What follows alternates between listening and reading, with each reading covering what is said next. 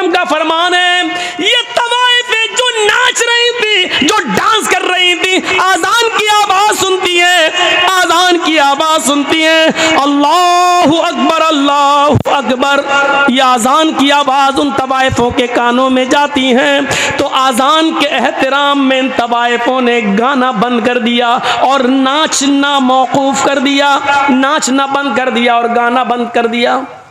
खामोश हो गई, न नाच रही हैं न गा रही हैं। इन दोनों लड़कों ने देखा कि इनके पायलों की छनकार रुक गई है, इनके पैर जो अभी जमीन पर थरक रहे थे वो रुक गए हैं, मुंह से सुरीली आवाज में जो गाने की आवाज आ रही थी वो गाने रुक गए हैं। तो इन दोनों नौजवानों ने कहा, क्या हुआ? तवाइफों से, क्यों रुक गई हो, क्या बात है? इन तवाइफों ने जवाब दिया, मस्जिद से आजान की आवाज आ रही है, हम आजान के एहतराम में रुक गए हैं, हम भी मुसलमान हैं, अगरचे नमाज नहीं पढ़ते हैं तो क्या हुआ, लेकिन आजान का एहतराम करते हैं, हम आजान का एहतराम करते हैं। हमारी मजबूरियों ने हमको तवाइफ बना दिया है, नाचने और गाने वाला बना दिया है, वरना हम तवाइफ नहीं थे। हमारा ये मतलब नहीं है कि हम नाचेंगे नहीं, गाएंगे नहीं, लेकिन इतनी देर रुक जाने दीजिए जितनी देर मस्जिद से आजान की आवाज आ रही है, हमको इतनी देर रुक जाने दीजिए। हमने आजान के वक्त कभी गलत काम नहीं किया है, हमने आजान के वक्त कभी गलत काम नहीं किया है, आजान का एहतराम मैं करती हूँ, मैं अभी नाच नहीं सकती और गा नहीं सकती।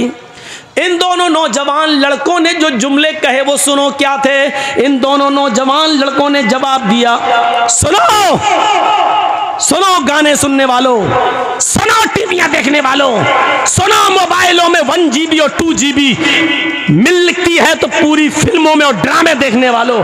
इन दोनों नौजवानों ने जवाब दिया इन तवाइफों से, अजान तो दिन भर में 5 मरतबा होती है, लेकिन तुम तो रोजाना नहीं आती हो, मुअज्जिन का काम है अजान देना, वो अपना काम कर रहा है, तुम्हारा काम है नाचना और गाना, तुम अपना काम करो, अगर तुम रुक गई तो हम तुम्हें रात भर की मेहनत नहीं देंगे।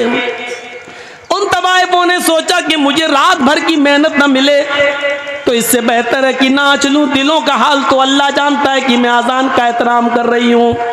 वो औरतें, वो तवाइफें फिर नाचने लगी, अजान की आवाज आ रही है, उनका दिल गवारा नहीं कर रहा है नाचना, लेकिन इन दोनों भाइयों ने कहा, मुअज्जिन अपना काम करता है, तुम अपना काम करो, अगर नहीं करोगी तो हम तुम्हें मेहनत नहीं देंगे, हम जो सौदा हुआ है वो तुम्हें रकम नहीं देंगे। उन तवाइफों ने दोबारा नाचना और गाना शुरू कर दिया। सुनो, अजान के वक्त फिल्में देखने वालों, अजान के वक्त नाचो गाना देखने वालों, अल्लाह के जिक्र से मुंह फेरने वालों, बजाय मस्जिद के अपने खेतों में जाने वालों, बजाय मस्जिद के मॉल में शॉपिंग करने वालों, बजाय मस्जिद में जाने के होटलों में बैठ के चाय पीने वालों, बजाय मस्जिद में जाने के इंडिया पाकिस्तान का मैच देखने वालों, बजाय मस्जिद में जाने के अपने आप को लहू और लैब में मसरूफ रखने वालों, इन तवाइफों ने नाच गाना शुरू कर दिया। ये नाचती नहीं हो, ये नाच गाना सुबह 7 बजे तक चलता है। अपने वादे के मुताबिक इन दोनों भाइयों ने, अपने वादे के मुताबिक इन दोनों भाइयों ने उन तवाइफों को पूरी मजदूरी दी। उन तवाइफों ने कहा, देखिए हम औरत जात हैं, पेशावर तवाइफ जरूर है, हम पैसा मिलता है, सिर्फ नाचते और गाते हैं, लेकिन अपने जिस्म का सौदा नहीं करते हैं, हमारी इज्जत को खतरा है, तुम लोग इज्जत के साथ मुझे लेके आए हो, मुझे इज्जत के साथ दिल्ली तक पहुंचा दो। इन दोनों भाइयों ने सोचा कि चलो लौंडी से दिल्ली है ही कितना दूर, हम इनको पहुंचा देते हैं, फिर वापस आ जाएंगे, 2 बजे के बाद तो बारात जाना है, अभी तो जाएगी नहीं, हम इनको छोड़ के वापस आ जाते हैं। दोनों भाई उन तवाइफों को पहुंचाने जा रहे हैं। तवाइफों की गाड़ी आगे चलती है और इन दोनों भाइयों की गाड़ी पीछे चल रही है। तवाइफों की गाड़ी आगे चलती है, तवाइफों का जो ड्राइवर था वो थोड़ा होशियार था, इसलिए उसने बहुत होशियारी के साथ गाड़ी को मोड़ मार कर निकाल लिया, लेकिन सामने से आने वाले ट्रक ने इन दोनों भाइयों की गाड़ी में ऐसी टक्कर मारी कि इन दोनों भाई की गाड़ी कई हिचकोले खाने के बाद काफी दूर गिरती है, एक खेत में गिरती है। आनन फानन लोगों की भीड़ जमा हो जाती है। किसी तरह कार का, गाड़ी का ढक्कन खोला जाता है, उसकी खिड़की खोली जाती है, उसकी विंडो खोली जाती है, लेकिन दोनों भाइयों की लाशें इतनी बिगड़ चुकी हैं, इतनी खराब हो चुकी हैं कि पहचान से बाहर है कि बड़े भाई की लाश कौन सी है और छोटे भाई की लाश कौन सी है। पहचान नहीं, पहचान से दूर है। ऐसी टक्कर होती है ट्रक से कि गाड़ी दूर गिरती है, बड़ी मुश्किल से ढक्कन खोला गया। बस करो भैया, पी लेना बाद में चाय यार, हम इनको मना कर रहे हैं, पीछे से आप बोल रहे हैं। दोनों भाइयों की गाड़ी खिड़की खोली जाती, जब खिड़की तो लाश पहचानने में नहीं आ रही है कि बड़े भाई की लाश कौन सी है, छोटे भाई की लाश कौन सी है। इन दोनों लाशों को उठाया गया है, पोस्टमार्टम के बाद माँ बाप के हवाले किया गया है। जरा इस अंजाम को नौजवानों कभी सोचा है आपने? सोचा है आपने? 2 बजे के बाद इन दोनों की बारात जाना थी, लड़की वाले के गांव में, लड़की के गांव में, लड़कियों के गांव में इन दोनों की बारात जाना थी। जरा सोचिए, फिर हम वहीं आएंगे, सोचिए हम वहीं आएंगे, आपको बार बार वहीं ला रहे हैं, सोचिए। अभी इन दोनों की बारात लड़कियों के गांव में जाना थी, अब बारात नहीं जा रही है, अब इनका जनाजा कब्रिस्तान की तरफ जा रहा है। थोड़ी देर में कहां से कहां तब्दीली आ गई, चेंजिंग देखिए। अभी 2 बजे के बाद, 4 बजे के बाद, मगरिब के बाद इनकी बारात लड़कियों के गांव में जाना चाहिए, लेकिन अब इन दोनों लड़कों को गांव में नहीं बल्कि कब्रिस्तान ले जाया जा रहा है। अभी कुछ देर के बाद इन दोनों लड़कों को लड़की के माँ बाप की तरफ से मिले हुए कपड़े पहनना थे, सेहरा पहनना था, दूल्हा बनना था, इनको नए कपड़े पहनना था, लेकिन थोड़ी देर में अब इनको नए कपड़े नहीं बल्कि नया कफन पहनाया जा रहा है। तसव्वुर कीजिए, फिर कहता हूं सोचिए, अभी इनको कपड़े पहनना थे नए, लड़की के माँ बाप की तरफ से मिले हुए कपड़े पहनना थे, लेकिन अब बाप की तरफ से इनको कफन पहनाया जा रहा है। मेरे भाइयों जरा सोचिए, अभी थोड़ी देर के बाद इनको शादी के मंडप पे बैठना था, वही मौलवी है जो अभी थोड़ी देर के बाद इन दोनों का खुतबा निकाह पढ़ाना था उसको। या अय्युहल्लज़ीना आमनुत्तकुल्लाह हक़्क़ तुक़ातिह या अय्युहन्नासु इत्तक़ू रब्बकुम या अय्युहन्नासु इत्तक़ू, ये तब दुआएं पढ़ना थी उसको। अभी खुतबा निकाह में ये आयतें उसको पढ़ना थी, लेकिन अब वही मौलवी खुतबा निकाह के बजाय अल्लाहुम्मा इग़फ़िर लिहय्यिना व मय्यतिना व शाहिदिना व गाइबिना व सगीरिना व कबीरिना पढ़ रहा है। आपने सोचा है, आपने कभी गौर किया है, ये है अल्लाह के जिक्र से एराज करने का अंजाम। वमन अरज़ अन ज़िक्री फ़इन्न लहू मईशतन ज़न्का। कितनी खामोशी के साथ सुन रहे हैं अभी आप, ऐसा लग रहा है जैसे सरों पे कौवे बैठे हों। मौलाना साहब बात तो बड़ी अच्छी कर रहे हैं, लेकिन अभी देखिएगा। क्या बेटा अभी अक्ल में नहीं आई तुम्हारे?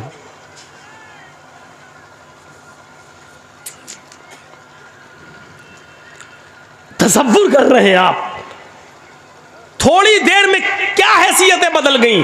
जाना था लड़कियों के घर, बारात लेकर गांव में पहुंचाया जा रहा है कब्रिस्तान। पहनना थे लड़की के माँ बाप की तरफ से मिले हुए कपड़े, पहनाया जा रहा है कफन। मौलवी को पढ़ना था या अय्युहल्लज़ीना आमनुत्तकुल्लाह हक़्क़ तुक़ातिह, कुरान की आयतें पढ़ के निकाह पढ़ाना था, लेकिन उसी मौलवी को अब क्या पढ़ना पड़ रहा है? अल्लाहुम्मा इग़फ़िर लिहय्यिना व मय्यतिना व शाहिदिना व गाइबिना व सगीरिना व कबीरिना।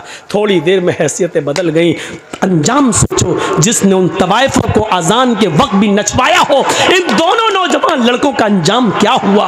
और फिर ये तो दुनियावी अंजाम है, कब्र के अंदर ये अपने अंजाम को क्या भुगत रहे होंगे ये तो अल्लाह ही बेहतर जाने, और जहन्नम के अंदर अपने अंजाम को क्या भुगतेंगे मेरे भाइयों ये तो अल्लाह ही बेहतर जाने। हम तो मुसलमान होने के नाते से सिर्फ दुआए मग़फ़िरत ही कर सकते हैं, अल्लाह इनके गुनाहों को माफ़ फरमा दे। मेरे भाइयों ये दुआ हर मुसलमान का हक़ है करने का, लेकिन माफ़ करना न करना ये तो अर्श वाला जानता है कि उसको माफ़ करना चाहिए कि नहीं करना चाहिए। ज़रा तसव्वुर करो कि क्या ये आदमी गुनाह की माफी के लायक है जो तवाइफों से ये कह रहा हो कि आजान तो 5 वक्त होती है, तुम रोजाना थोड़ी आती हो, आजान तो फिर भी हो जाएगी, तुम बार बार थोड़ी आओगी, मुअज्जिन अपना काम कर रहा है, तुम अपना काम करो। जरा तसव्वुर करो, क्या ऐसा शख्स अल्लाह की अदालत में गुनाह की तौबा के लायक है? क्या अल्लाह ऐसे शख्स को माफ कर सकता है? तसव्वुर करिए, हम ये नहीं कह रहे माफ करना न करना उसके इख्तियार में है, लेकिन तसव्वुर करो कि गुनाह कितना बड़ा। वमन अरज़ान ज़िक्री फ़इन्न लहू मईशतन ज़न्का। हम हैं कहाँ? अपनी सोच को बदलो। कुरान ने वही कहा, फल तंजुर नफ्स मा क़द्दमत लिग़द। हर इंसान को सोचना चाहिए कि कल क़यामत के दिन के लिए उसने कौन सी तैयारी की है। एहसास देखिए, दुनिया में दौलत कमाने के बहुत से तरीके हैं, आपको मालूम है? आइए मैं आपको बताता हूं। हजरत अब्दुल्ला इब्ने उमर अपने चंद साथियों के साथ सफर पे हैं और एक जंगल से गुजर हो रहा है। देखिए वही चाचा, इन्हीं को चाचा बोल रहा था मैं। अब एक और चाचा उड़ रहे हैं, सुनिए। हजरत अब्दुल्ला इब्ने उमर रजी अल्लाह ताला अन्हु अपने चंद साथियों के साथ गुजर रहे हैं और जंगल से उनका गुजर होता है। जंगल में एक चरवाहे को देखते हैं। यहाँ देखिए आप, एक तरफ लालच और दूसरी तरफ फिक्र आखिरत, इन दोनों चीज़ों को देखिएगा। एक चरवाहा बकरियां चरा रहा है पहाड़ से लगे हुए एक वादी में। हजरत अब्दुल्ला इब्ने उमर और उनके साथियों को जंगल में भूख लगती है, ये दस्तरखान बिछाते हैं और जो खाना ले गए थे उसको लगा देते हैं। जंगल के चरवाहे पर नजर पड़ती है, उसको बुलाते हैं, चरवाहे इधर आओ, अरे चरवाहे इधर आओ। वो करीब आता है और कहते हैं कि आओ हमारे साथ, तुम भी खाना खा लो, हम खाना खाने जा रहे हैं, तुम भी भूखे होगे, सुबह से बकरियां चरा रहे हो, आओ तुम भी खाना खा लो। उसने जवाब दिया, उस चरवाहे ने, नहीं नहीं, आप ये खाना खाएं, आप तनावुल फरमाएं, आप नोश करें, हम ये खाना नहीं खा सकते हैं इसलिए कि हम रोज़े से हैं। आए है चरवाहा रोज़े से। अब्दुल्ला इब्ने उमर कहते हैं, ऐ चरवाहे, इतनी सख्त गर्मी में और इतना बड़ा दिन होता है, ये बकरियां भी तुम्हारी नहीं है, तुम्हारे मालिक की हैं। इन बकरियों को सुबह से शाम तक तुम इसी जंगल में चराते हो, कोई बकरी खो न जाए उसके पीछे पीछे दौड़ते हो। इतनी चिलचिलाती हुई धूप और इतनी शदीद गर्मी के अंदर भी तुम रोजे से हो, वो भी नफली रोजा। तुम रोजा छोड़ क्यों नहीं देते हो? तुम रोजा तर्क क्यों नहीं कर देते हो? ये फर्ज रोजे तो नहीं है, नफली रोजे हैं। कहते हैं कि मैं इस रोजे को कैसे छोड़ दूं? इसी जंगल में तो मैं रहता हूँ और बकरियां चराता रहता हूँ, मुझे मस्जिद में कुरान पढ़ने का मौका नहीं मिलता है। जंगल में भी मेरी नज़र बकरियों पर रहती है, इसलिए कि कोई बकरी खो न जाए, इसलिए मैं ज़्यादा नवाफिल नहीं पढ़ पाता हूँ, इसीलिए तो मैं नफली रोज़े रखता हूँ। मैं आखिरत की फ़िक्र में डूबा हुआ रहता हूँ, पता नहीं कि मेरा रब आखिरत में मुझे बख्शेगा या नहीं बख्शेगा, मुझे माफ़ करेगा या नहीं करेगा। मुझे जितनी इबादत करनी चाहिए उतनी इबादत हम नहीं कर पाते हैं, क्योंकि मेरे मालिक का हुक्म है इन बकरियों को चराओ, इसलिए मैं चराने आता हूँ, क्योंकि मालिक के साथ बेवफाई नहीं कर सकता हूँ, मैं जिसका गुलाम हूँ, मुझे उसकी बात मानना पड़ती है। हज़रत अब्दुल्ला इब्ने उमर ने कहा अपने साथियों से, इस चरवाहे का इम्तहान लेना चाहिए। बातों से तो बड़ा अल्लाह वाला लगता है, लेकिन अमली मैदान में देखूँ, अमली मैदान में अब देखिए आप लोग कितने तादाद में आए थे जलसा सुनने, तो देखा जाए तो जाहिर में तो बड़े अल्लाह वाले लग रहे हैं ना, दीन से कितनी मोहब्बत है, सुनने आए, जलसा सुनने आए, माशाल्लाह लग रहे हैं। लेकिन अमली मैदान में कितने हैं ये तो आपकी मस्जिद बताएगी। सुबह फजर की नमाज जब अजान होगी तब आपकी मस्जिद ये तय करेगी कि आपने किस नीयत के साथ जलसा सुना है, अमली किरदार कितना है आपके अंदर। तो हज़रत अब्दुल्ला इब्ने उमर ने कहा इनका इम्तहान लेता हूँ, ये कह तो ये रहा है बड़ा अल्लाह वाला रोज़े से हूँ और ये हूँ वो हूँ, और मैं इम्तहान लेता हूँ। वो बकरी चराने में लग गया तो हज़रत अब्दुल्ला इब्न उमर ने फिर उसको बुलाया, इधर आओ। वो आया, कहने लगा क्या बात है भाई, मैं बकरियां चरा रहा हूँ, मैं कह दिया हूँ रोज़े से हूँ, मैं नहीं खाना खाऊंगा। कहा ऐसा है कि मैं एक बकरी तुमसे ख़रीदना चाहता हूँ, एक बकरी तुम मुझे दे दो। बिअनी शातन, ये है अल-मुस्तदरक अल-हाकिम के अल्फाज। एक बकरी तुम मुझे बेच दो, एक बकरी तुम मुझे दे दो। उसने जवाब दिया, नहीं हजरत, मैं ये बकरी कैसे बेच दूं, ये बकरियां मेरी नहीं है। मैं पहले कह चुका हूं आपसे कि ये बकरियां मेरी नहीं है, ये बकरी मेरे मालिक की है। अपने मालिक की अमानत में खयानत कैसे कर दूं मैं, ये बकरी मेरी नहीं है। अब्दुल्ला इब्ने उमर ने कहा कि उस अपने मालिक से ये कह देना कि पहाड़ के दामन में बकरियां चरा रहा था, चराते चराते एक बकरी गुम हो गई। अक्सर ऐसा हो ही जाता है, बकरियां चरते चरते कहीं दूर निकल जाती हैं, कहीं खो जाती हैं, या कोई दूसरा आदमी पकड़ के ले जाता है। तुम्हारा मालिक तुमसे कुछ नहीं कहेगा क्योंकि बकरियों पर तुम्हारी नजर थी, लेकिन चरते चरते कोई बकरी दूर निकल गई और वो गुम हो गई। कह देना एक बकरी भेड़िया खा गया, या कह देना कि एक बकरी को भेड़िया मार के खा गया, तुम एक बकरी मुझे बेच दो, हम उसको ज़िबा करेंगे और वहीं पकाएंगे खाएंगे, और शाम को तुम्हें भी पका हुआ भुना हुआ गोश्त दे देंगे। तुम उस गोश्त से रोज़ा इफ्तार कर लेना क्योंकि तुम रोज़े से हो। हम शाम को इस बकरी को काट कर ज़िबा करके उसका गोश्त पका कर तुम्हें भी दे देंगे, तुम इससे इफ्तार कर लेना।